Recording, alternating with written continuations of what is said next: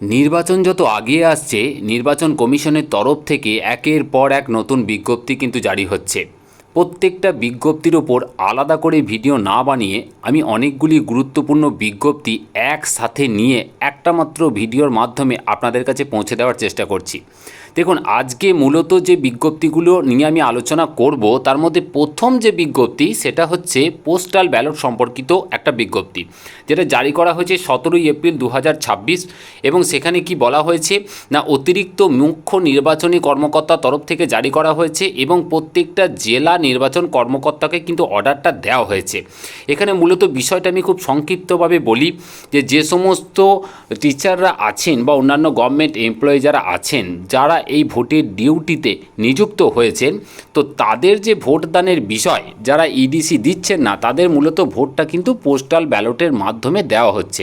এবং সেক্ষেত্রে আমরা দেখছি যে ওনারা যখন বিভিন্ন ট্রেনিং সেন্টারে ভোট দিতে যাচ্ছেন পোস্টাল ব্যালটের মাধ্যমে, তখন কিন্তু বিভিন্ন অব্যবস্থার কথা কিন্তু শোনা যাচ্ছে এবং সেই নিয়ে নির্বাচন কমিশনের দপ্তরেও কিন্তু বিভিন্ন অভিযোগ জমা পড়েছে। তো তারপরই এবার তড়ি ঘড়ি কিন্তু আসরে নেমে পড়েছে নির্বাচন কমিশন এবং 17ই এপ্রিল এই বিজ্ঞপ্তি জারি করেছে, যার বিজ্ঞপ্তির মেমো নাম্বার হচ্ছে 5347। এবং যেখানে বিভিন্ন জেলার যে নির্বাচন কর্মকর্তা তাদেরকে কিন্তু এই পোস্টাল যে ব্যালটে ভোট হচ্ছে সেই সংক্রান্ত বিষয়ে আরও বেশি অ্যাক্টিভ বা সক্রিয় হওয়ার জন্য বলা হচ্ছে এবং পোস্টাল ব্যালটে যারা ভোট দিচ্ছেন তাদের ভোটটা যাতে সুরক্ষিত এবং খুব সুব্যবস্থার মধ্যে সুসম্পন্ন হয় সেই নির্দেশ কিন্তু দেওয়া হয়েছে।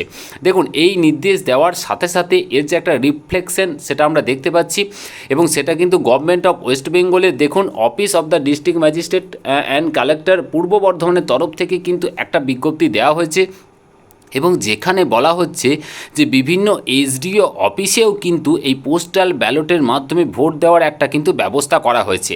যেমন ধরুন, পূর্ব বর্ধমানের ক্ষেত্রে কাটোয়ার যে এসডিও অফিস, কালনার যে এসডিও অফিস, এছাড়াও পূর্ব বর্ধমানের টাউন হলের যে বংশগোপাল টাউন হল, সেখানেও দেখুন বিভিন্ন বিধানসভা ভিত্তিক যে সমস্ত পোলিং পার্সোনাল আছেন যাদের পোস্টাল ব্যালটের মাধ্যমে ভোট দিতে হবে, তাদের কিন্তু এখানে শিডিউল করে দেওয়া হয়েছে কত তারিখ থেকে কত তারিখ পর্যন্ত, কোন সময় থেকে কোন সময় পর্যন্ত তারা পোস্টাল ব্যালটের মাধ্যমে সেখানে গিয়ে ভোট দিতে পারবেন। তো আপনারা যারা পোস্টাল ব্যালটের মাধ্যমে ভোট দেবেন তাদের উদ্দেশ্যে বলবো যে আপনারা অবশ্যই ট্রেনিং সেন্টারে যদি কোনো রকম সুযোগ না পান তাহলে কিন্তু আপনার নিকটবর্তী এসডিও অফিসে বা নিয়ারেস্ট কোনো প্রশাসনিক দপ্তরে যোগাযোগ করুন। আপনাদের পোস্টাল ব্যালটের মাধ্যমেই সুরক্ষিতভাবে ভোট দেওয়ার ব্যবস্থা কিন্তু কমিশন করেছে। এটা গেল প্রথম বিজ্ঞপ্তি।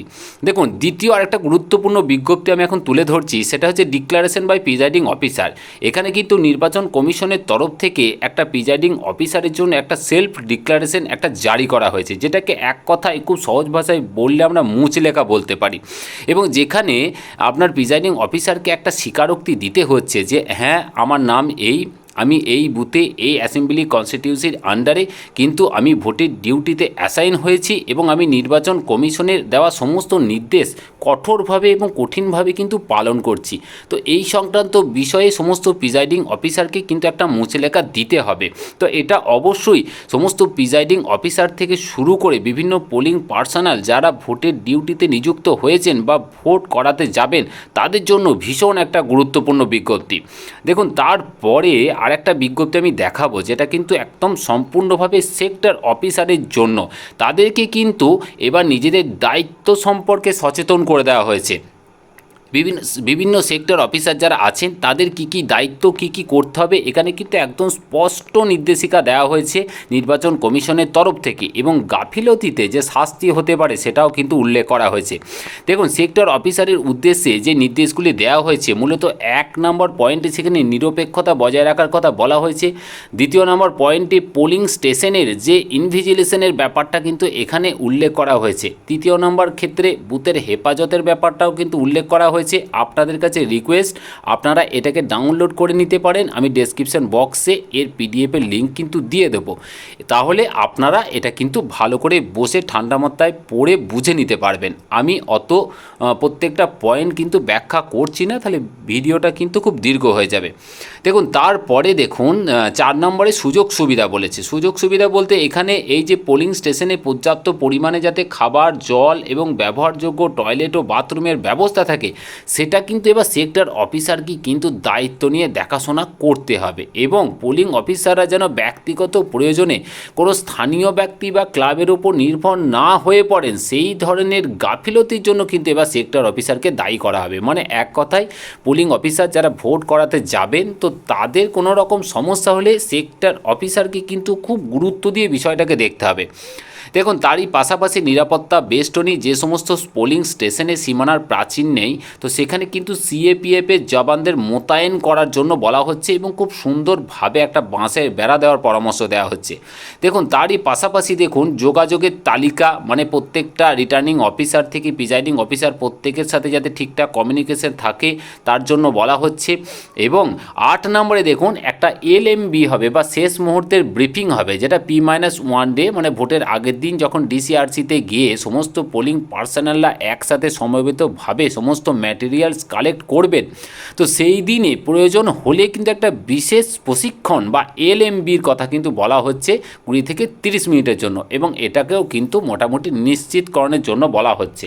দেখুন তারপরে যাতায়াতের ক্ষেত্রে কি বলা হচ্ছে না ডিস্ট্রিবিউশন সেন্টার থেকে প্রতিটি পোলিং পার্টিকে সঙ্গে করে নিয়ে যেতে হবে এবং তাদেরকে কিন্তু নিরাপদে পৌঁছে দিতে হবে।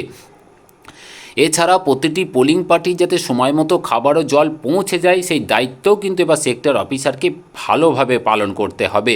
নিরাপত্তার সাথে সমন্বয় রাখার কথাও কিন্তু বলা হয়েছে এবং সর্বোপরি দেখুন লাস্টের দিকের পয়েন্টগুলো খুব গুরুত্বপূর্ণ সেটা হচ্ছে ওয়েবকাস্টিংয়ের পরীক্ষা আগে থেকে আপনাকে করে রাখতে হবে, বিদ্যুৎ সরবরাহের ব্যবস্থা করতে হবে এবং ঘরের মধ্যে রুমের মধ্যে অন্ততপক্ষে 6টি যাতে 3-পিন প্লাগ থাকে তার সেটিকে মোটামুটি সুনিশ্চিত করতে হবে। তার মধ্যে অবশ্যই ওয়েবকাস্টিংয়ের জন্য 3টি ব্যবহার হবে আর 3টি কিন্তু পোলিং পার্সোনাল থেকে সিএপিএফে যে সমস্ত জওয়ানরা থাকবেন তাদের জন্য কিন্তু মোবাইল চার্জিংয়ের জন্য কিন্তু রাখতে হবে। এছাড়া গোপনীয়তার জন্য পরিকল্পনা করতে হবে যাতে ভোটের যে ব্যাপারটা সেটা গোপনীয়তা যাতে রক্ষিত হয়।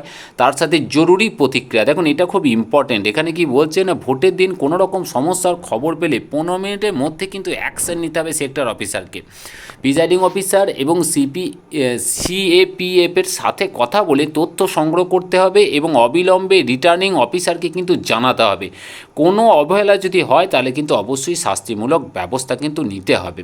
ক্যামেরা নিরাপত্তাটা খুব ভালোভাবে দেখতে হবে। এছাড়াও দেখুন 17 নম্বর পয়েন্টে দেখুন পুনর্নির্বাচনের ঝুঁকি এখানে স্পষ্টতই উল্লেখ করেছে যে ক্যামেরা স্থানচ্যুতি বা ফুটেজ রেকর্ডিংয়ে যদি কোনো কারণে ব্যাঘাত ঘটে তাহলে ওই বুথে কিন্তু পুনর্নির্বাচন হতে পারে। ওয়েবকাস্টিংয়ে বাধা দেওয়া, পোলিং এজেন্টকে বের করে দেওয়া বা ভোট প্রক্রিয়া বিঘ্নিত হওয়া সত্ত্বেও প্রিজাইডিং অফিসারের নিষ্ক্রিয়তার কারণে পুনর্নির্বাচন হলে পোলিং অফিসারদের বিরুদ্ধে এবার কঠোর শাস্তিমূলক ও বিভাগীয় ব্যবস্থা কিন্তু নেওয়া হবে। এবং পোলিং এজেন্টদের অনুপস্থিতির বিষয়টা কিন্তু লক্ষ্য রাখতে বলা হচ্ছে এবং তার পাশাপাশি ভোট পরবর্তী প্রক্রিয়া মানে ভোট শেষে যখন পোলিং পার্টি ইভিএম এবং নথিপত্র গোছাবে তখন আপনার টিমের সাথে থাকা ক্যামেরা টেকনিশিয়ান ক্যামেরাটি খুলে নেবেন এবং তিনি একটি খামে পোলিং স্টেশনের নাম ও নম্বর লিখে মাইক্রো এসডি চিপটি রিটার্নিং অফিসারের কাছে জমা দেবেন। মানে এক কথায় এক গুচ্ছ নির্দেশিকা কিন্তু জারি করা হয়েছে সেক্টর অফিসারের উদ্দেশ্যে এবং তাকে কিন্তু সচেতন করে দেওয়া হয়েছে তার ডিউটি সম্পর্কে, না হলে যে শাস্তি সেই শাস্তির খাঁড়া যে ঝুলছে সেটাও কিন্তু স্মরণ করিয়ে দেওয়া হয়েছে।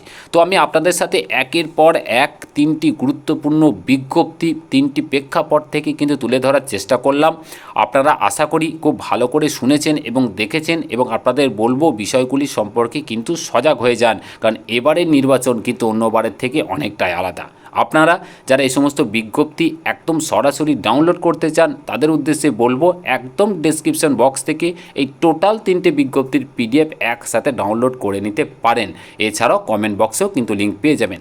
যারা এই চ্যানেলে নতুন তাদের উদ্দেশ্যে বলবো চ্যানেলটিকে সাবস্ক্রাইব করুন আর ভিডিওগুলো বেশি করে শেয়ার করুন। খুব ভালো থাকবেন, ধন্যবাদ।